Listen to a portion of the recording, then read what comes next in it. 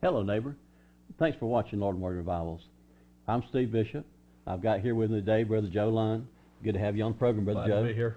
We're going to talk a little bit today about one of our last mission trips to Mexico that we had. We dedicated a number 39 church there in Mexico. Now let Brother Joe tell you the name of the town. Vamos Tamelupis. Brother Joe's a lot better pronouncing that than I am. That's why I let him pronounce it. You'll see some pictures on there in just a moment of the leading up to the new church. This is the road the church is on. It's a couple of the houses before we actually got to the church. There's one more house, and that's the next house that I took a picture of and put on here. It's just right beside of the church. This is the kind of condition that they live in there, Joe. You've been there many times. Mm-hmm. You know what the conditions are. But the people they don't know they don't have anything. Mm-hmm. They're all content. But at this particular village here, the reason I wanted you to point at that last house there is when they bring up the church. Where was that? We've got pictures of the church. That's the house next to the church. And if we come on up to the picture of the church, that's when we first arrived, the people that was already standing outside waiting on us to get there. So we took a couple of pictures with those on it. Then we got some more other pictures of it before we actually cut the ribbon. Brother Morgan cut the ribbon on it. It's just people mingling around the church getting ready for us to cut the ribbon for church time. We've got pictures coming up of Brother Morgan and Brother Pappy. Brother Pappy is the director there, as you know that. And he's the one that has this church. Brother Morgan's cutting the ribbon, and everybody's applauding. They're all happy that they're dedicating their new church today, on that particular date right there. That's Brother Pappy and his wife. They're the missionaries there. He oversees several churches down in Mexico. He does a great work for the Lord. He's a godly man. His wife is a godly woman, and there's his son on the screen. They're raising up godly children. Right. And Let me stop you right there for just a minute. His son that's on the screen right there, this time when we were there, I asked him, you've been practicing your English a lot. Mm-hmm. He done a fantastic job Yes. on interpreting for us this year. Mm-hmm. A fantastic job. Yes. I didn't mean to interrupt. But no, it's a great point. We've really, in a way, watched him grow up. Yes. He's only in his early 20s, but he's been serving the Lord for a long time, and we have seen him. The first time he interpreted for us, very timid, very kind of unsure, and now he has a confidence in his ability that only comes from the Lord. That's right. He's up there. He's serving the Lord. He pastors a church down there on his own, and he's doing a fantastic job. Yeah, I talked to him this year, and I said, Brother Jose, I said, what have you been doing? He said, I've been studying, and I've been studying, and I've been studying. Yes. He said, because I want the Lord to anoint me when I'm preaching. And I said, well, you've been practicing your English, too, a whole lot. I said, because I can tell. Well, he studies, and he puts in the time, but he's also so faithful in picking up the people in his village with a van or any way he can get them before service. He's driving around, he's gathering the people, and he's getting them there so that he can feed them, feed them the Word of God, and then if there's food available like that, they're feeding them food. It's just it's wonderful, the work that family's doing. Right. This is just some picture of the inside of the church while service is going on. You can't tell it there, but I counted up to 190-some people, and I didn't count everybody. There were so many children there as well as the adults. This lady right here, I took her picture because I wanted to express something on that. We teach the giving offerings here in the United States. We teach tithing and offerings. But they also do the same thing down there. And Brother Pappy was receiving an offering. This little lady was in a wheelchair. If they can put that picture back up right quick. This little lady here was in a wheelchair, and she had somebody push her up to the front. It reminded me of the little widow woman that put all she had, the 2 mites, into the offering plate. And it looked like she just took everything she had and just dropped in that offering plate, just as happy as can be. You can tell right there she's just as happy as can be. Even though she's in that wheelchair, and you can tell she doesn't have anything. But she was happy. She gave what she could to the Lord. Yes. And the Lord's going to bless her for that. He will. The Lord will bless her for that. This is just more pictures of the service and the kids. After the service, the kids all gather around. We always try to give them candy. This wasn't quite Christmas time yet, so they fixed up candy for them in these little packages there, and they love the candy.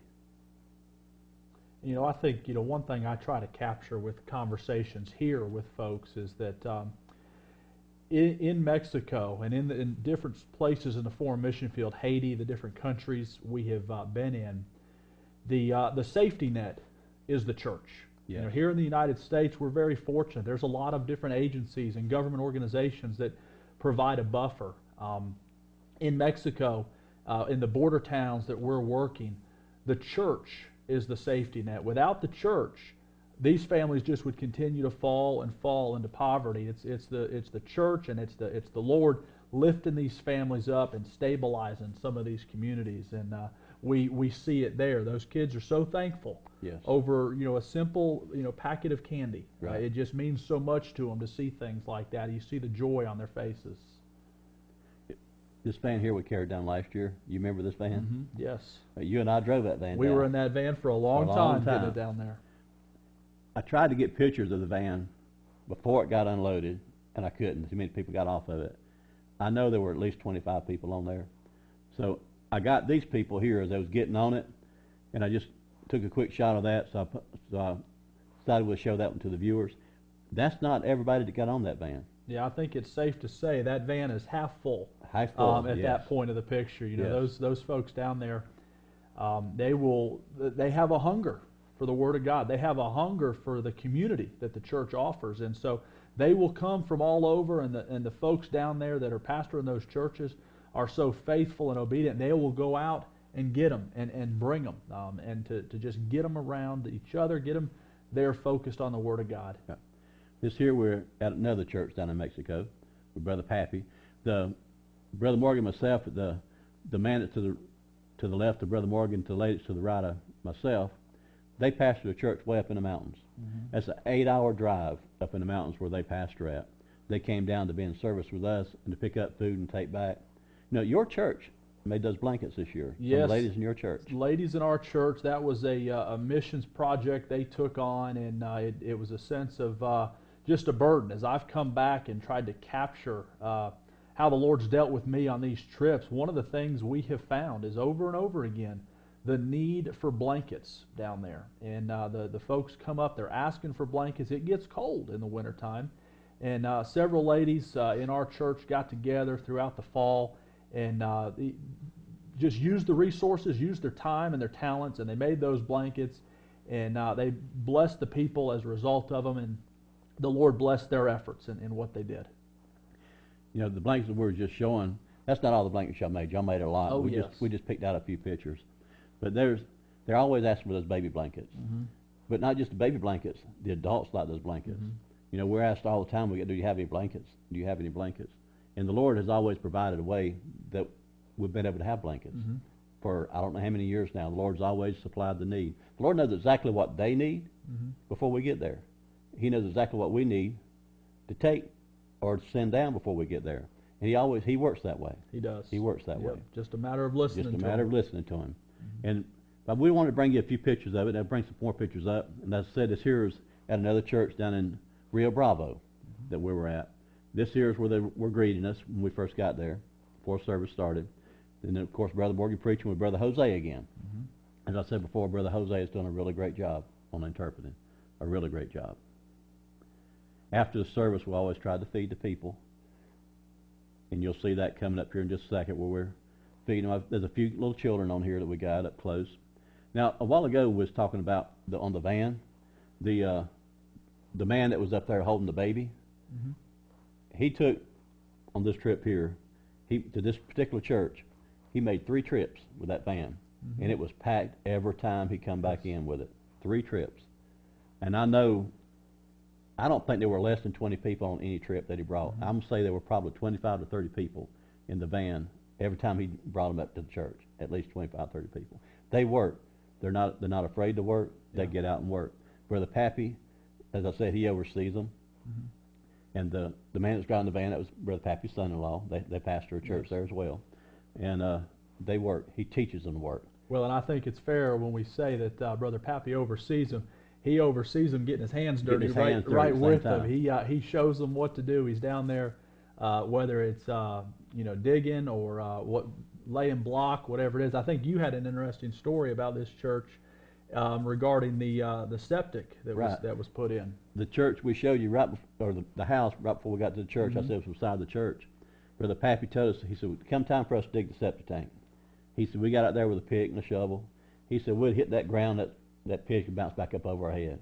He said, "We'll swing and hit the ground again and bounce back over our head."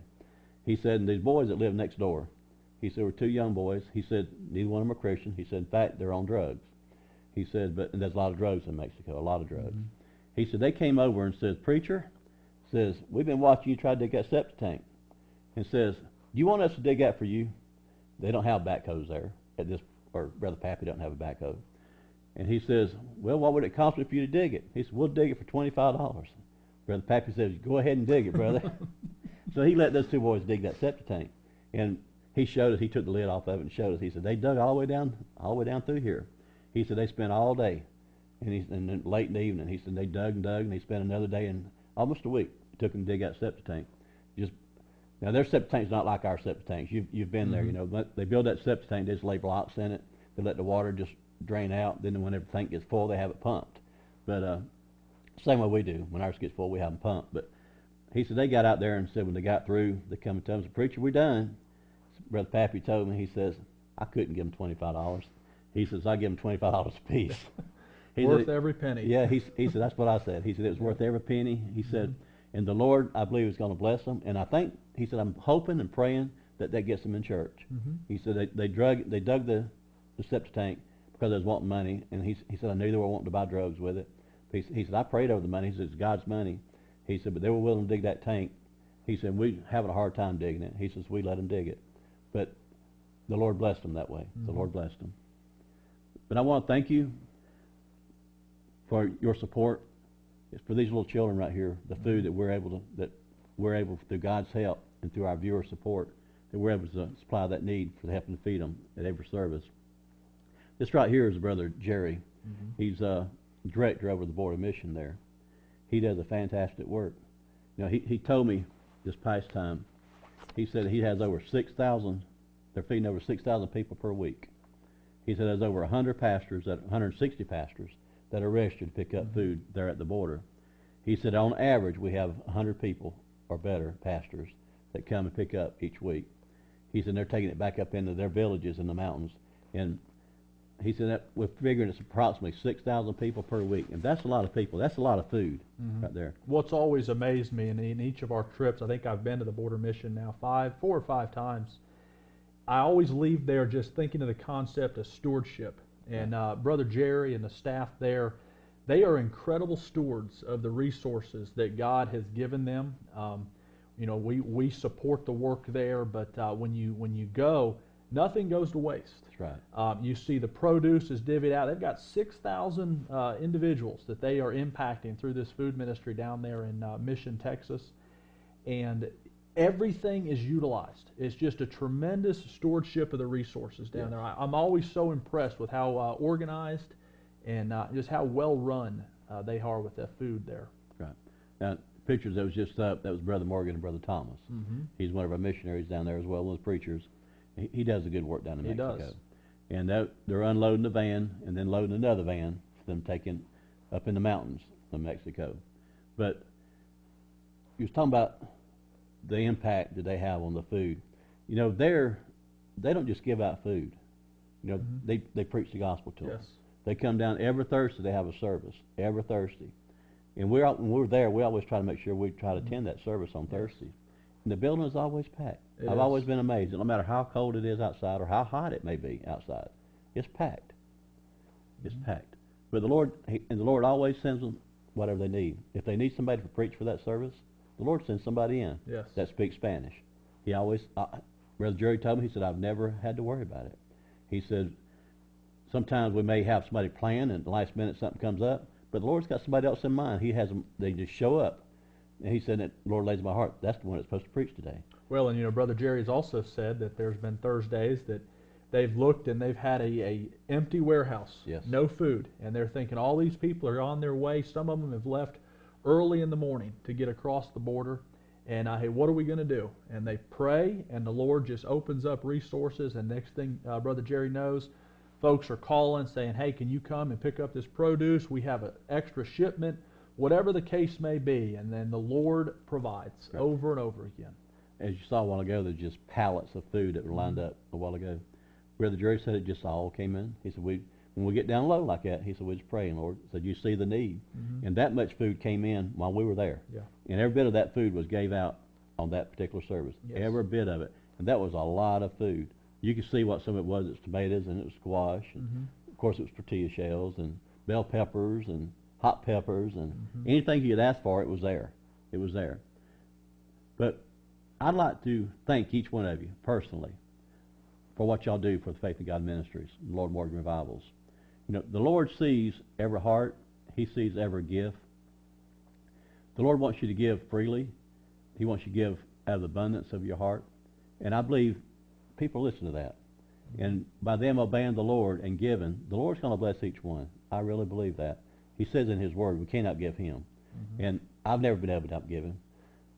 And I'd like to thank you personally for all that you've done, for all of your support that you've given us, that we could help support our missionaries and our preachers in these foreign fields, whether it be Mexico or Haiti, Africa, throughout the world.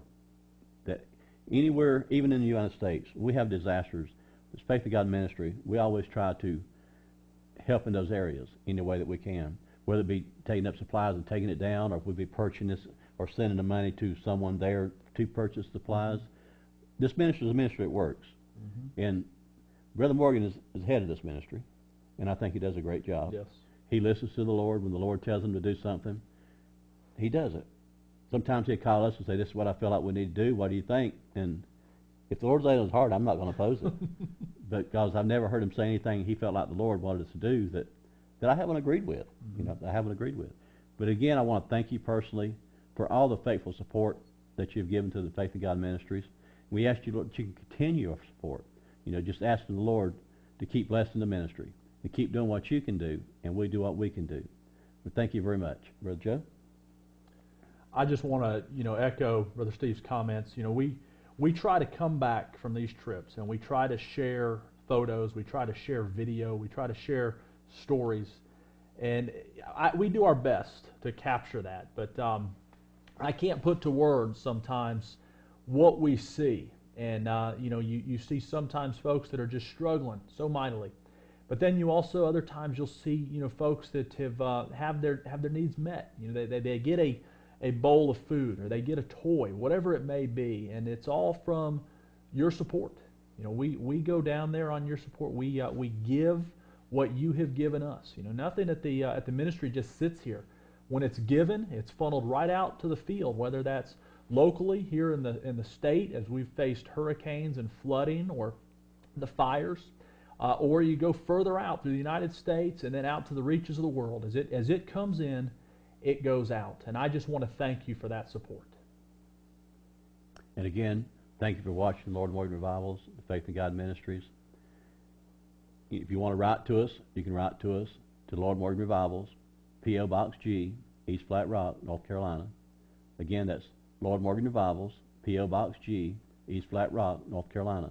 Or if you'd like to donate online, or if you'd like to send us an email, you can go to our website. It's faithingodmissionsnc.com. You can send us an email from there, or you can donate online from there. Just click on the donate button. Thank you again. And I'm Steve Bishop along with Brother Lund. God bless you.